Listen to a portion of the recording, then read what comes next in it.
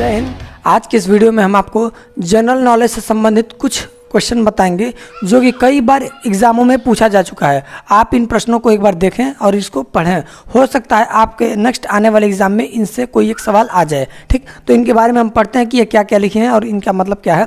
देखिए, पहला लिखा है सवाल, सर्वदाता रक्त समूह कि कौन सा सब ब्लड ग्रुप है जो बेस्ट डोनर है, यानी सबको। सर्वदाता का मतलब क्या हो? सर्व मतलब सबको, दाता मतलब देने वाला, यानी ब्लड ग्रुप ओ सबको खून दे सकता है। अब इसको खून को समझिएगा।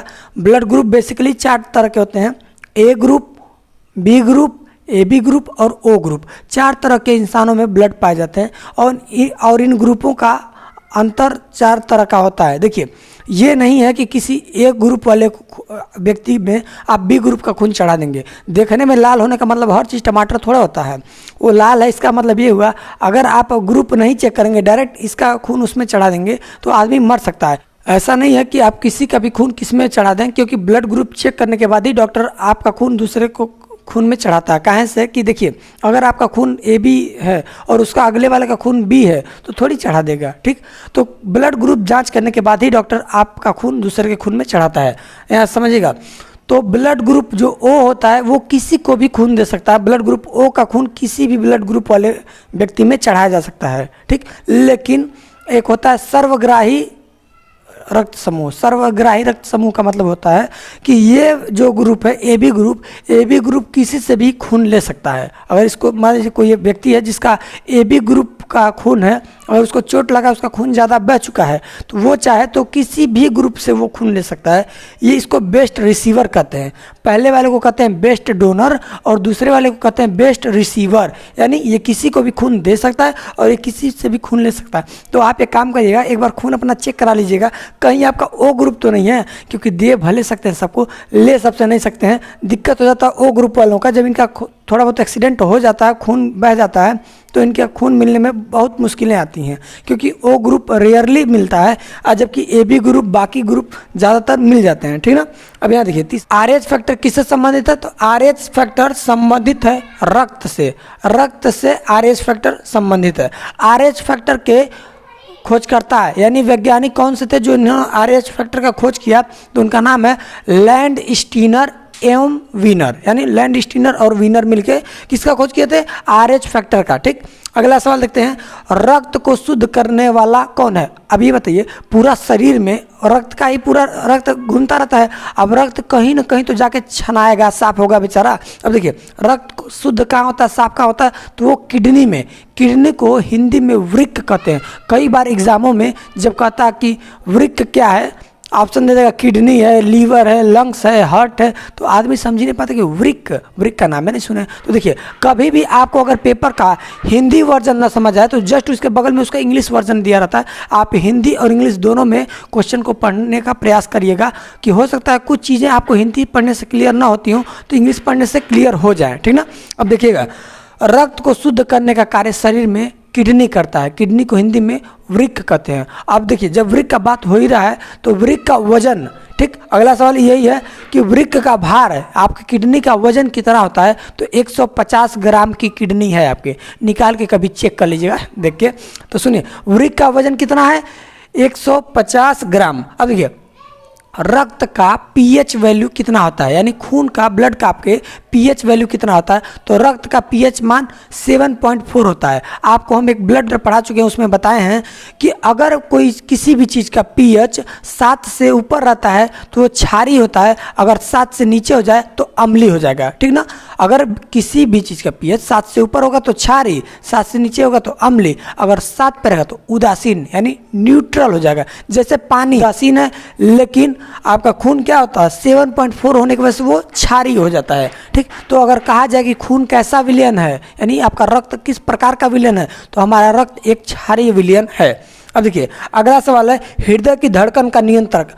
कई बार देखते हैं कई मरीजों में ऐसा दिक्कत पाया जाता है कि उनका जो हार्ट होता है, धड़कन होता है, हृदय होता है, वो धीरे धीरे धड़कता है, यानी वो पंप तो करता है लेकिन बहुत धीरे धीरे, धक धक धक, इस तरह धक धक बेचारा करेगा इतना धीरे कि कभी भौंवा पता चलेगा बैठल रह जाए, धक हम नहीं करेंगे। तो उसी लिए पेस मेकर एक तरह का एक डिवाइस होता है, इलेक्ट्रॉनिक डिवाइस, जो कि आदमी के हार्ट के पास लगाया जाता है।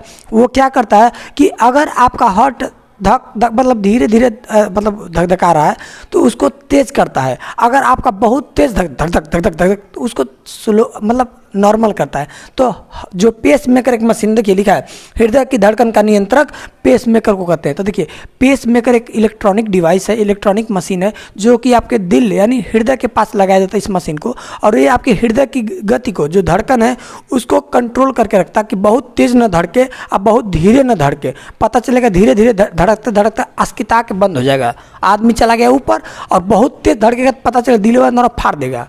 ठीक, तो उसको कंट्रोल करके कौन रखता है? Pace maker. पेस मेकर एक तरह का इलेक्ट्रॉनिक डिवाइस है। नेक्स्ट सवाल देखते हैं, शरीर से हृदय की ओर रक्त ले जाने वाली रक्तवाहिनी। अब देखिए ध्यान समझिएगा, शरीर में जो पंपिंग का काम होता है, पंप करना, वो आपका करता है हार्ट। आप जानते हैं कि आपके शरीर में अगर हाथ इतना ऊपर किए हैं तब भी रक्त वहाँ तक, ब्लड यहाँ तक सर्कुलेट होकर पहुँच जाता है। आपका बहुत ब्लड, आप किसी भी पोजीशन में हो पूरे शरीर में ब्लड पहुँचता रहता है। क्यों? क्योंकि हमारे हार्ट की वजह से। जिस तरह से अगर हमारे घर के ऊपर जैसे 3 तल्ला 4 तल्ला घर आपका है 4 फ्लोर का, उस पर टंकी रखा रहता है, अगर बिना मोटर के अगर आप पानी उस पर पंपिंग करना चाहें तो नहीं चढ़ा पाएंगे। कितना हो नल चलाते रहिए, पानी नलों में से फच फच फेंकेगा लेकिन पानी चढ़ेगा नहीं। लेकिन अगर मोटर लगाते हैं तो मोटर में क्या होता है? प्रेशर, वो नल के पानी को लेकर मोटर इतना प्रेशर लगाता है तो कि 4 तल्ला का 10 तल्ला तक चढ़ा सकते हैं पानी को। उसी तरह से सेम वही कॉन्सेप्ट से हमारा यहाँ पे हार्ट जो होता है वो काम करता है। वो ब्लड को लेके सिरा से ब्लड लेता है और धमनी में ब्लड को पंप करता है, तो धमनी से पूरे शरीर में ब्लड पहुंचती है। आप समझिएगा यहाँ पे सिरा और धमनी दो चीज़ें क्या होती हैं। आपके शरीर में जो ये हार्ट है इसमें से एक पूरे शरीर का जो ब्लड होता है, जो ब्लड अब थोड़ा सा पूरे शरीर में घूम चुका होता है, वो सिरा से होते हुए आता है हार्ट में, और हार्ट उसको फिर से पंप करती है और धमनी के रास्ते पूरे शरीर में पहुंचा देता है। तो यही कहा जा रहा है कि वो कौन सी रक्त वाहिनी यानी नस के तरह कह सकते हैं कि वो कौन सा नस है कि जो पूरे शरीर में खून को पहुंचाता है, यानी हार्ट से पूरे शरीर में खून को पहुंचाएगा, उसका नाम है आपका धमनी। क्या कहते हैं? धमनी। और वो कौन सा नस जो पूरे शरीर से खून को ला के फिर हार्ट में पहुंचाता है, उसका नाम है सिरा। तो सिरा और धमनी में अंतर क्या है? देखिए सिरा आपका नीला कलर का दिखाई देता है। क्यों? क्योंकि उसमें कार्बन डाइऑक्साइड CO2 रहता है, और आपका जो धमनी है ये आपका दिखाई देता है लाल कलर का, क्योंकि उसमें खून और ऑक्सीजन की मात्रा दौड़ती रहती है। ठीक, तो दोनों नसें आप समझ लें। डॉक्टर को कभी देखेंगे तो डॉक्टर आपके सिरा में खून बेचारा कभी, देखिए सिरा में खून लगाता है, धमनी में नहीं लगाता। क्योंकि अगर धमनी में सिरिंज लगा दिया इंजेक्शन, अगर डॉक्टर सिरिंज आपके धमनी वाले नस में लगा दिया तो जो वो इंजेक्शन निकालेगा ना, फच फच मतलब खून का एक फवारा फेंकेगा, इतना ज़्यादा खून फेंकेगा, क्योंकि उसका प्रेशर बहुत ज़्यादा तेज रहता है। जबकि डॉक्टर क्या करता है? हमेशा सिरा में आपका इंजेक्शन लगाता है। सिरा में इसलिए लगाता है कि सिरा की जो ब्लड यानी सिरा में जो ब्लड की मात्रा बहती है वो उतना स्पीड से नहीं बहती है, वो थोड़ा सा धीरे बहती है। लेकिन धमनी में जो ब्लड बहता है बहुत ही तेज़ी स्पीड से बहता है। इसीलिए भगवान जब आदमी को बनाया तो भगवान को पता था कि आदमी आगे चल के खचड़ी करेगा और अपना नस काटेगा, हाथ काटेगा, ये सब काटेगा और उसका मर जाएगा। इसीलिए भगवान का किए कि जो धमनी जिसका स्पीड तेज है, जिसमें ब्लड तेजी से बहता है, उन नसों को हाथ के ज़्यादा अंदर मतलब शरीर के पार्टों में मतलब ज़्यादा अंदर बनाए, जबकि सिराओं को बाहर बनाया गया कि अगर कटबो करेगा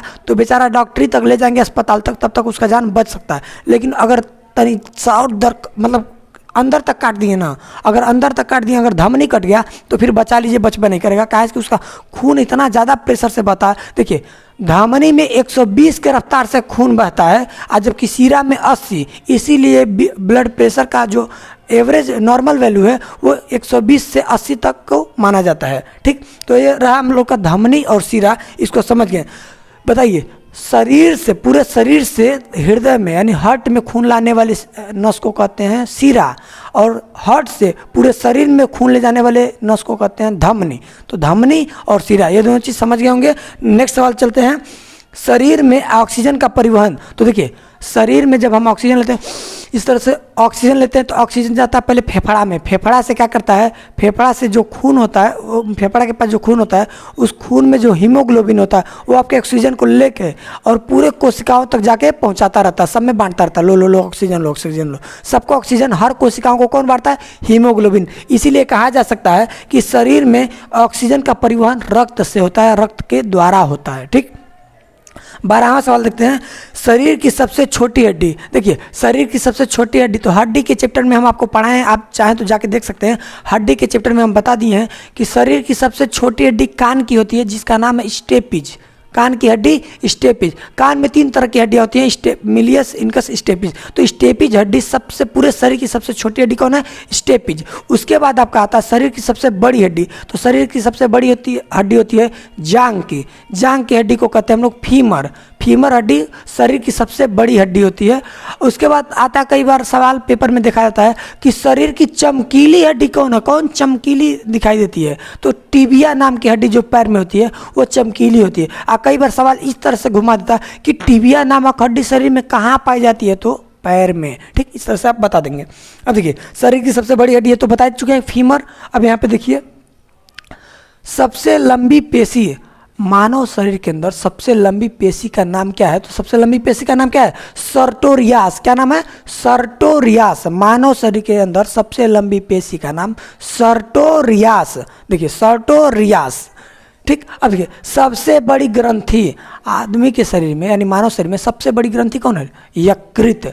यकृत को लीवर कहते हैं। जिस तरह से हम आपको किडनी का हिंदी बताएं, किडनी को वृक्क कहते हैं हिंदी में, उसी तरह से लीवर का हिंदी में नाम है यकृत। तो आप यकृत और लीवर को एक ही समझेंगे, अलग अलग समझें तो खेल खत्म हो जाएगा। देखिए शरीर का सबसे कठोर भाग।